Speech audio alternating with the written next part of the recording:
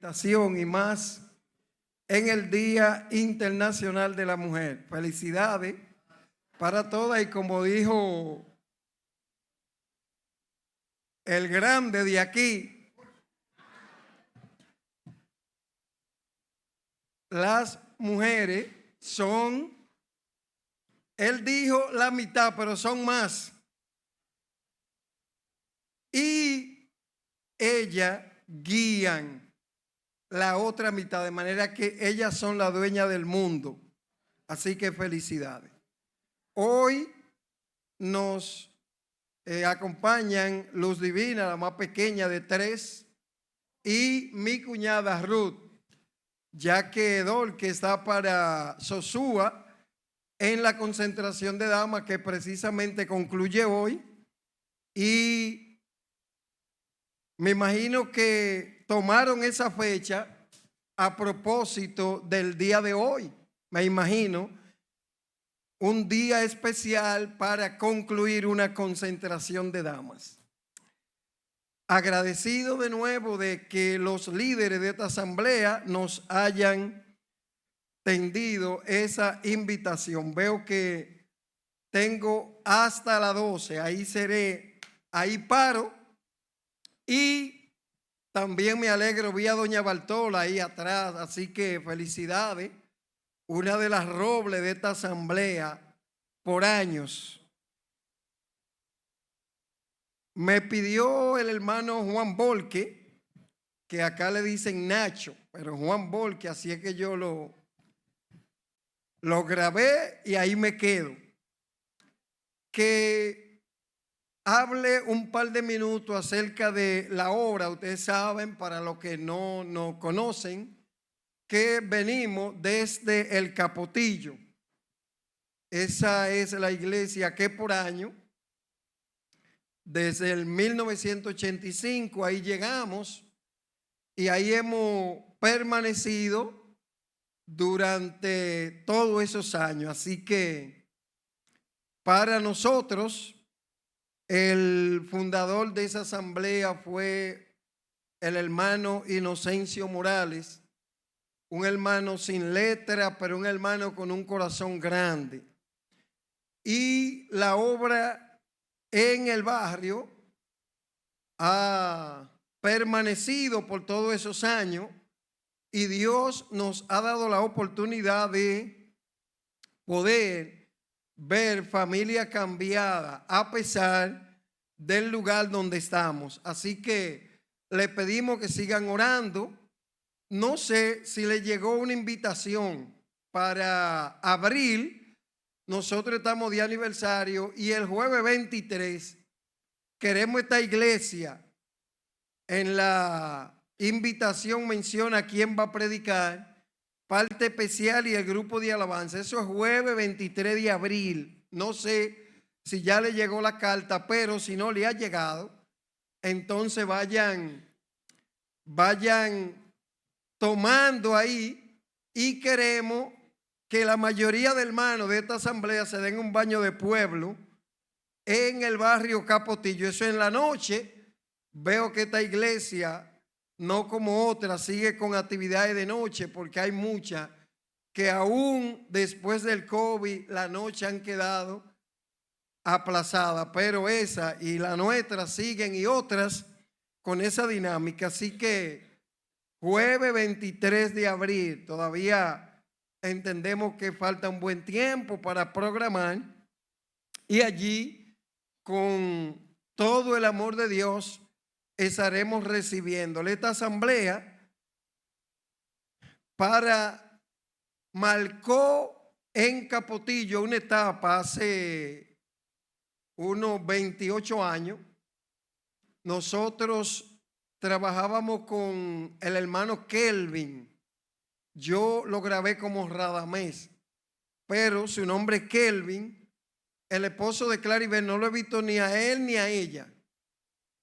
Y en esa ocasión nosotros cometimos un hurto. Nosotros nos robamos una copia de unos estatutos del club de pareja de esta asamblea. Y a partir de ahí, mis hermanos, nosotros comenzamos y hasta hoy ese ministerio se mantiene. Para mayo, el fin de semana largo de mayo, llámese sábado 2, domingo 3 y lunes 4, el club de pareja va para Paraíso Caño Hondo, eso en Sabana de la Mar. Y ahí estaremos haciendo un tour. La iglesia en los últimos años ha hecho esta dinámica y ha sido de mucha bendición. Cuando vamos a una zona, no nos quedamos en un solo sitio, sino que aprovechamos todos los sitios más importantes de esa zona y hacemos una visita. Bueno, esta vez estaremos yendo para Colina del Rey, en Atomayor, estaremos yendo por el valle, en el muelle de Sabana de la Mar, de ahí vamos a Paraíso Caño Hondo. Luego ya el domingo estaremos yendo para Los Haitises, un tour ahí en botes. Y ya el lunes cuando bajemos vamos a ir al muelle de Miche, que está recién remodelado, y terminaremos en los Maví Ceibanos del Ceibo y donde los Dulces de Tula. El que va al Ceibo y no va donde Tula ni a los Maví no fue. Así que ya saben, eso es el fin de semana largo de mayo. Si esta asamblea, alguna pareja se anima, como esa zona no es tan frecuentada, serían bienvenidos. Mis hermanos, yo vine a predicar, no a dar anuncios, no. Y el tiempo ha avanzado, así que vamos a ver. De verdad que sí. Hechos capítulo 9. Y hay amigos en esta mañana aquí, son bienvenidos. Así que seremos breves para no cansarle. Hechos capítulo 9. Vamos a predicar en esta mañana de perseguidor a predicador. Ya todos los evangélicos saben de cuál personaje en Hechos capítulo 9 vamos a hablar. De perseguidor a predicador. Leamos los versos del 1 al 5. Dice la palabra de Dios de la siguiente manera. Saulo, respirando aún amenaza y muerte contra los discípulos del Señor, vino al sumo sacerdote y le pidió carta para la sinagoga de Damasco, a fin de que si hallase algunos hombres o mujeres de ese camino, lo trajese preso a Jerusalén. Mas yendo por el camino, aconteció que al llegar cerca de Damasco, repentinamente le rodeó un resplandor de luz del cielo, y cayendo en tierra oyó una voz que le decía: Saulo, Saulo, ¿por qué me persigues? Él dijo: ¿quién eres, Señor? Y le dijo: yo soy Jesús, a quien tú persigues. Dura cosa te he dar coces contra el aguijón. Padre nuestro que estás en los cielos, te damos gracias, Señor, en esa mañana y en ese día.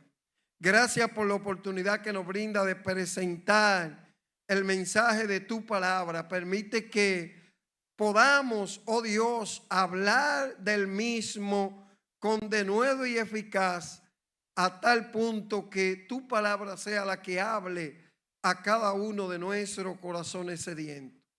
Habla en esa mañana en el nombre de Jesús. Amén. En el contexto de Hechos capítulo 9, hay aquí un segundo punto de partida importante en este libro histórico del Nuevo Testamento. Así que al leer esos 5 versos, aquí sale el segundo nombre importante del cual Lucas narra el libro de los Hechos. El predominio desde el capítulo 1 hasta el capítulo 15 está en nada más y nada menos que en pos del apóstol Pedro, ese sanguíneo colérico que pudo en diferentes facetas mostrar el gran liderazgo que tenía, sobre todo en lo que tenía que ver con la parte discursiva. Así que ese es el líder que arrastra Hecho desde el capítulo 1 hasta el 15 más o menos. A partir de ahí y más en el 9 comienza un segundo componente que va a salir mucho más de lo que comienza narrando aquí Lucas en Hechos capítulo 9, ya que este hombre que surge acá, pudiésemos decir que es parte casi de más de la mitad de los libros del Nuevo Testamento. Algunos han sido tan atrevidos que han dicho que sin el apóstol Pablo no hubiese habido iglesia. Bueno, la obra de Dios, y Dios no está a expensa de ningún hombre de manera individual, pero sí su trabajo fue un trabajo oneroso, el cual sirvió para que mucho, sobre todo esa línea de dirección eclesial, tenga ese material tal cual él dijo, lo que le dijo a Timoteo, para que si tardo sepa cómo conducirte en la casa de Dios. Material primario para que la iglesia hoy conozca de primera línea cuál es el verdadero concepto y compromiso del evangelio. En sus inicios, su nombre es Saulo de Tarso, como así lo narra Hechos capítulo 9, y este hombre de Dios perteneciente al continente asiático, en la Biblia hay hombres de diferentes continentes que lo han marcado. Por ejemplo, en Hechos capítulo 8, yendo un poquito atrás, tenemos el etíope, que fue el primer africano que llevó el evangelio a ese continente. También habla de hombres como Cornelio, también del continente asiático, y otros grandes hombres y mujeres que de diferente forma han hecho mucho por el evangelio. Este hombre de Hechos 9 lo persigue el celo. El celo era como su línea primaria, y por eso comienza el versículo de cuál era el comportamiento de Saulo. Dice que respiraba amenaza y muerte, pero él había elegido un blanco en el cual no iba a poder salir airoso, porque era nada más y nada menos, como dice el versículo 1, contra los discípulos de quién, de Pablo, de Pedro, no, contra los discípulos del Señor.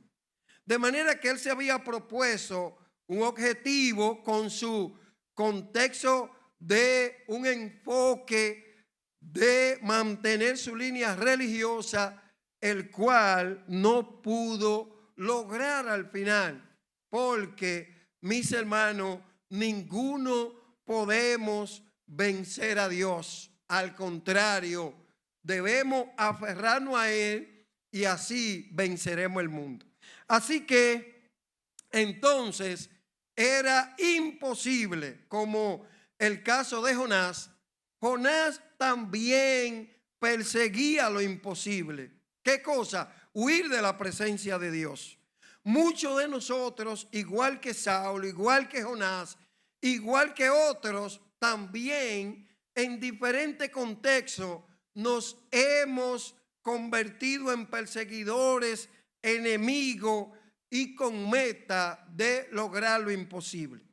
Muchos de nosotros hoy aquí ferviente hijo de Dios, en otro tiempo, como dice Efesios capítulos 2, odiábamos el evangelio, perseguíamos a los que hoy confiesan ese verdadero nombre. Bueno, en Hechos capítulos 4 y 5, a Juan y a Pedro se le prohibió tajantemente hasta mencionar el nombre. No podían ni mencionarlo, pero eran aquello basado en una religión, se habían vuelto de espalda a Dios, enemigo de Dios. Así que el versículo 2 entonces habla de que Saulo pretendía ser formal. ¿Por qué? Dice que él pidió carta. O sea, él no quería perseguir por perseguir. Él quería ser autorizado, tener una autoridad de una línea suprema. Y así recibió carta para ir a la ciudad de Damasco. ¿Qué había acontecido en ese tiempo? Bueno, producto de la persecución, el evangelio, podíamos decir que el ojo del huracán del empoderamiento del evangelio era Jerusalén. Pero ¿qué pasa? Cuando eran perseguidos los creyentes, y esto es una parte de, podremos decir, preservar vida. Si Dios libre, viene un evento, un ciclón. Bueno, mi casa no es del todo bien. Yo recuerdo cuando el ciclón John, mi casa era de zinc. ¿Y qué yo hice? Yo me quedé ahí con un perro que tenía, pero yo mandé a mi familia para donde mi mamá. ¿Por qué? Porque allá no era de zinc. Y cada uno usa esa dinámica porque lo importante es la vida. Bueno, los creyentes perseguidos estaban saliendo de Jerusalén a ciudades aledañas. Cuando hay un problema en un país vecino, ¿qué hacen ciudadanos de ahí? Salen. Por ejemplo, lo que está pasando en Irán, para allá, Irak. Bueno, salen, y esos creyentes habían salido. Ahora, ¿cuál era la petición de Saulo? Era para traerlo preso a Jerusalén. Alguien podía decir, bueno, pero ¿y por qué no apresarlo en Damasco? No, la idea era de que lo traigo acá y que los creyentes de aquí, que es ahí donde el centro operativo, donde está la fuerza, vean, y entonces ellos teman y desistan de seguir anunciando el evangelio de Dios. Así que entonces Dios tiene un propósito. Dios decide hacer un cambio en la agenda de Saulo. ¿Cuál es ese cambio? Cuando Dios entonces, a través de un rayo de luz, se le aparece a Saulo, y entonces allí ese hombre queda ciego. Dice la escritura que él dura 3 días ciego, o sea, no ve, no come y sin tomar agua. En esos 3 días Dios hizo una revolución, un cambio en ese hombre. Ahora, hay una pregunta importante cuando vamos al versículo 3. ¿Cuál es la pregunta importante que hay aquí? ¿Quién eres, Señor?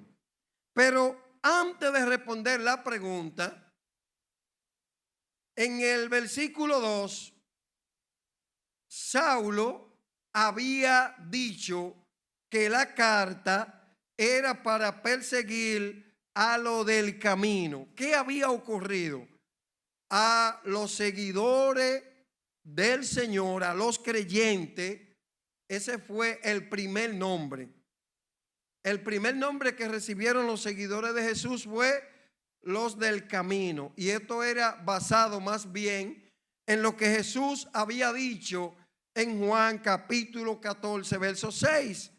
En los 7 yo soy de Jesús, que de hecho en la escuela dominical hablaban hoy de eso. Ahí hay uno de ellos. Y los 7 yo soy están en el Evangelio de Juan. Y él dijo: yo soy el camino, la verdad y la vida, y nadie viene al Padre sino por mí. Así que a los seguidores de Jesús le apodaron, le nombraron los del camino basado en eso. Más tarde, en Hechos capítulo 11, versículo 6, cambia, y a partir de ahí aparece el nombre de cristiano. Cuando le ponen este nombre, era un nombre despectivo. No era ese nombre que queremos hoy, sino cuando lo llaman en Antioquía, Hechos 11:26, con ese nombre era para, como hoy, hacer un bullying de los seguidores del Señor. Pero ellos no sabían que con eso estaban sentando un precedente que ha trascendido por todos los años. A partir de ahí, cuando ellos comienzan con una idea de bullying, se ha convertido en una gran bendición. Él dice en el versículo 3, ¿quién eres, Señor? Saulo ya sabía quién lo había tocado, quién le estaba llamando. O sea, la pregunta de entender que no, pero el término de respeto que él usa para definir entonces es que sí, ya él estaba en el proceso del cambio. Ya él estaba cambiando su agenda. Antes era un perseguidor y andaba con una cuadrilla para buscar a los creyentes, sacarlo de la sinagoga y llevarlo preso. Ahora ese gran hombre es llevado de la mano porque no ve. Ahora el hombre se ha entregado. De ahí que entonces el Señor le responde: yo soy Jesús a quien tú persigues. Mi hermano, mi amigo, si en otro tiempo tú y yo en diferente forma hemos perseguido a lo del reino, entendamos que hay una llamada aquí de primera línea. ¿Cuál? Que cuando nosotros hacemos algo en contra de mi hermano, en contra de los hijos de Dios, no importa dónde estén, la venganza no es del hermano. No soy yo quien debo vengarme. El Señor dice: la venganza es mía. Y el versículo dice: cose contra el aguijón. Si hacemos una ilustración, es como que pongamos clavo en la pared. En esa pared mucho clavo, y yo comience a puñetear ahí. ¿Qué va a pasar? Cada vez que yo dé un pinche, yo tendré. Bueno, eso fue lo que el Señor le dijo a Saulo: tú lo que estás es hiriéndote tú mismo por perseguirme a mí. Y aquí hay un pronunciamiento importante. Los dolores, los sufrimientos del cuerpo aquí en la tierra son recibidos por la cabeza en el cielo. O sea, cuando el cuerpo, que es la iglesia, sufre, la cabeza que está en el cielo es entonces la que toma la decisión en pro de defender. Y por eso, entonces, la palabra de Dios dice: yo no te dejaré, yo no te dejo, ni te desamparo.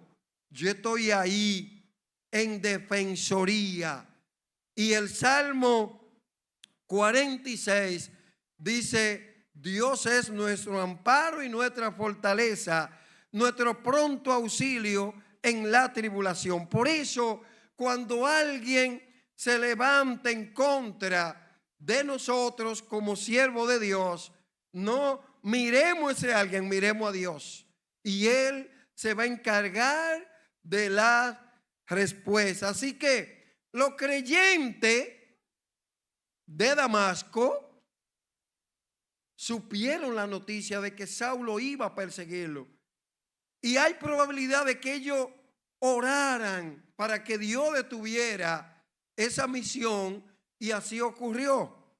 Más tarde, cuando encontramos entonces, ¿qué ocurre? Ahora viene Ananías, ahora vienen Bernabé. Ni Ananías ni Bernabé eran hombres de primera línea, ni siquiera eran de los apóstoles. Y a eso envió Dios, a guiar, a discipular a este gran hombre de Dios. O sea que Dios no tiene que usar netamente a los grandes, no, al revés. Dice la palabra de Dios que ha tomado a los pequeños, a los sin letra, para avergonzar el mundo. Ahí entonces, ¿qué tenemos? Bueno, en el cambio de ese hombre fue un cambio que redundó para beneficio de la obra de Dios. Y entonces, ahora, Saulo, que más tarde cambia el nombre a Pablo, ¿qué ocurre? Él va a lo que Dios le había pedido. Dios le había dicho: instrumento escogido me es este para llevar mi nombre a los gentiles, a los reyes y a los hijos de Israel. Y Dios cumple así su plan con este propósito, llevando ese hombre a los gentiles. Pedro y los apóstoles se quedan con los judíos. Él va a los gentiles. Y ahí es el ensanchamiento del evangelio de lo que dice Hechos capítulo 1, versículo 8.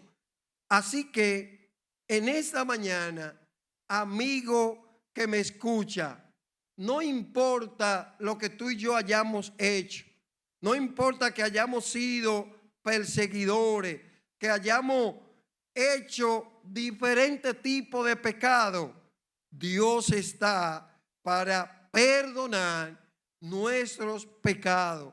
En Jeremías capítulo 2, versículo 13, hay una mención del profeta que dice: dos males ha cometido mi pueblo, dos faltas.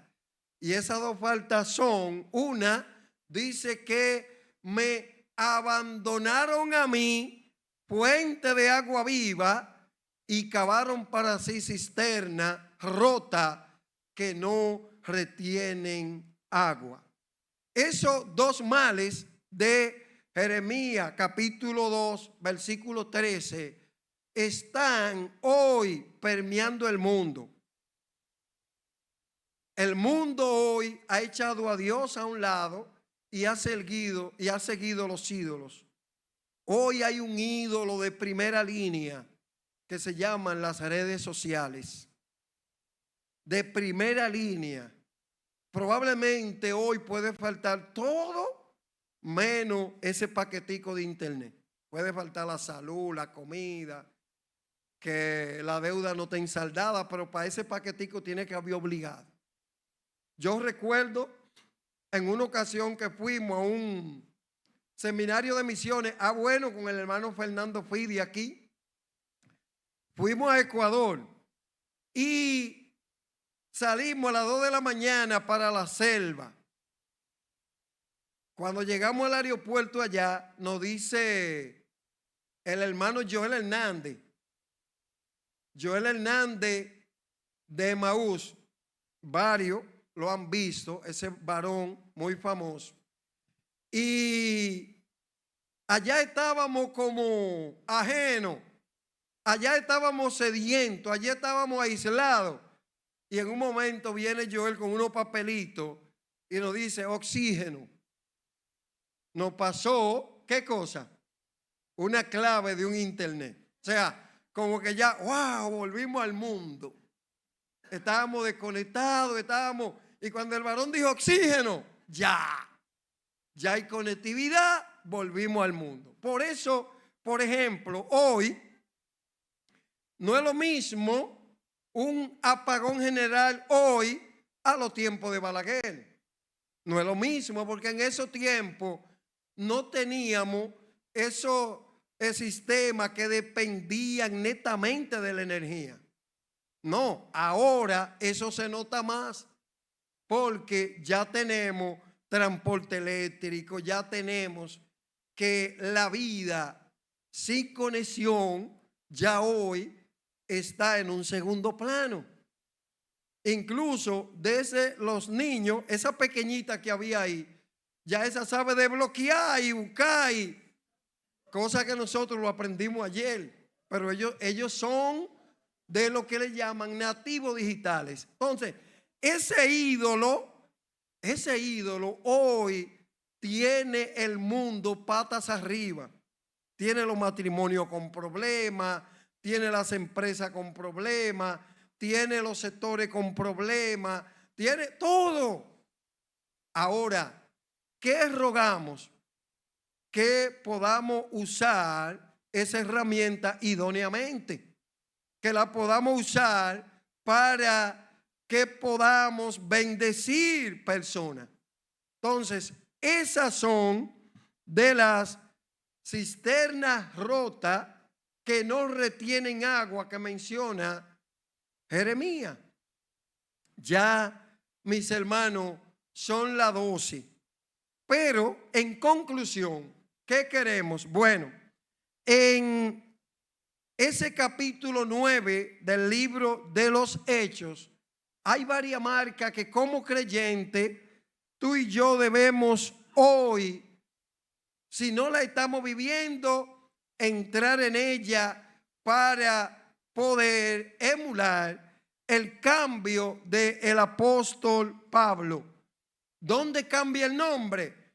Hechos capítulo 13, específicamente el verso 9. Recuerden que allá están orando y en un retiro de oración aparece una voz que dice: apártame a Bernabé y a Saulo. Ahí en Hechos capítulo 13.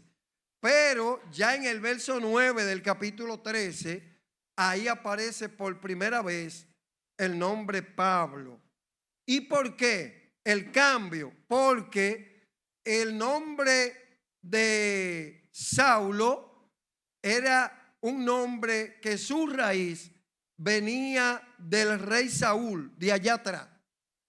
Ese nombre rimbombante, ese nombre que significaba altura, perseguidor. Ahora llega Pablo, que significa humilde y pequeño, que debe ser el mote de un siervo de Dios. Cuando estábamos en el mundo éramos egocéntricos. Ahora en el reino de Dios ese ego debe ser domado y debemos ser pequeños e humildes. Por eso es que en el capítulo 15 de la primera carta a los Corintios, en las diferentes apariciones del Hijo de Dios después de la resurrección, dice Pablo: y por último se me apareció a mí como a un abortivo, como el más pequeño, porque a partir de ahí él le pusieron ese nombre que hacía consonancia con lo que iba a pasar ya en su vida. En conclusión, entonces, el versículo del 4 al 6 nos habla de que Saulo escuchó la voz de Dios. Tú y yo también debemos escucharla. En segundo lugar, Saulo se llenó de obediencia al decirle al Señor: ¿qué tú quieres que yo haga? Esa es la pregunta importante que debemos hacerle al Señor. No sabemos qué hacer, hágale esa. ¿Qué tú quieres que yo haga? Comenzar a orar. Versículo capítulo 9, el verso 11 dice: he aquí él ora. El que antes era un perseguidor, ahora está como orando. Y eso anima a Ananías. Bueno, pero si ahora él ora, ya él es de lo mío, ya hay asuntos que nos unen. Y eso le anima y va con valentía. Y en cuarto lugar, él fue bautizado, Hechos 9:18. Hermanos y amigos, a veces se convierte alguien aquí en Buenos Aires que Dios libre era machetero, era bebedroga, vivía en fornicio, vivía en pandilla y le tenemos miedo. ¿Quién? Fulano. No, pero ¿y cómo?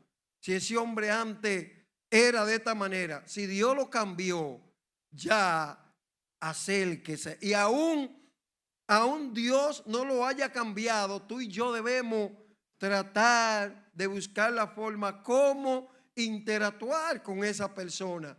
Porque, por ejemplo, allá en Capotillo hay uno en el barrio que lo ven como el peor. Y yo le digo, le dicen Morón de apodo. Y yo le digo: miren, Morón tiene un alma que salvar igual que la del Papa, para poner aquel allá arriba y este allá abajo. Es la misma alma, es sangre roja igual, es lo mismo. Lo que hacemos diferencia del cómo somos nosotros, pero Dios no, Dios va al corazón.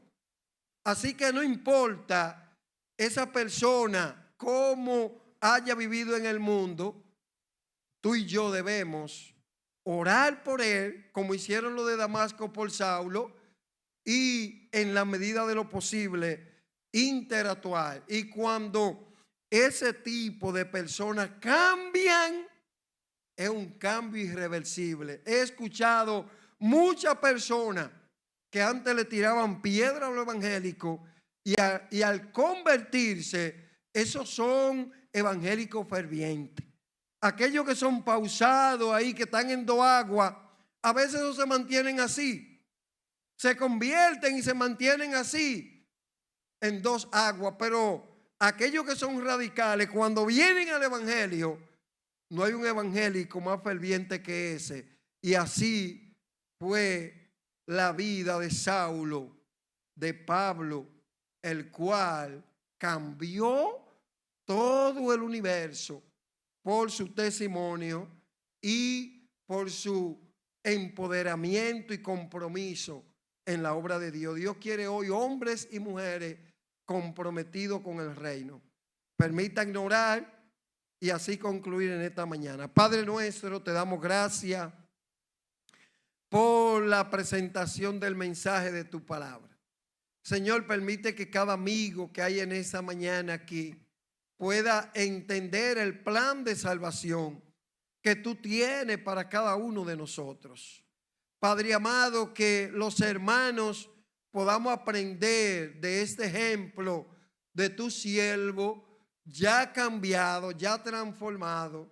Él preguntó: ¿qué tú quieres que yo hagas? Permite que podamos tener hombres y mujeres comprometidos en tu obra para seguir ensanchando tu reino. Muchas gracias en este día. En el nombre de Jesús. Amén. Bendiciones.